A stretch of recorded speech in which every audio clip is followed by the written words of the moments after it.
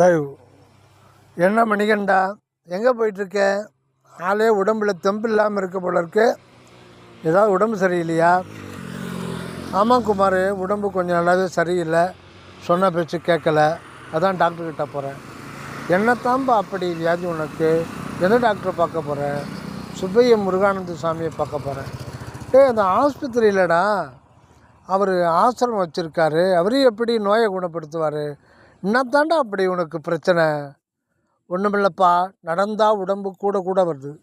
டேய், போன தடவை பார்த்தப்ப நல்லதானடா இருந்தேன், ஏன்னா இப்படி ஆயிட்ட? இதுக்கு மனநல மருத்துவர் தாண்டா பார்க்கணும். தெரியாமல் தான் கேட்குறேன். நீ நடந்து போனால் ஒரு நிமிஷம் கழிச்சா உன் உடம்பு கூட கூட வரும். என்னடா முட்டாள்தனமாக இருக்க? சரி, இது மணிகண்டன் சொல்வதின் உண்மை என்ன? நடப்பவன் வேறு, உடல் என்பது ஒரு பலு லக்கேஜ் எடை. இந்த வெயிட் எடை உடம்பை இடம் விட்டு இடம்பெயரச் செய்வது உள்ளிருக்கும் கண்ணுக்கு தெரியாத ஒரு சூக்கும சரீரம். இது உயிருடம்பு எனப்படும். சூக்கும சரீரம் எதனால் ஆனது? உயிர் ப்ளஸ் ஆற்றல் ப்ளஸ் உணர்வு ப்ளஸ் வடிவம். அதாவது உயிராற்றல் உணர்வு வடிவம். வாய் வழியாக நாம் உட்கொள்ளும் உணவிலிருந்து ஆற்றல், அதாவது கலோரிஸ் தனியாக பிரிந்து சூக்கும சரீரத்தில் சென்று விடுகிறது. இந்த உணர்வு மையமான ஆற்றல் வடிவம் சராசரி மனிதனின் 30-40 லட்சம் கோடி உடல் செல்களின் உள்ளும் புறமும் இருந்து கொண்டு செல்களை இயக்குவது மட்டுமின்றி ஒட்டுமொத்த உடலை நகர்த்தவும் செய்கின்றது.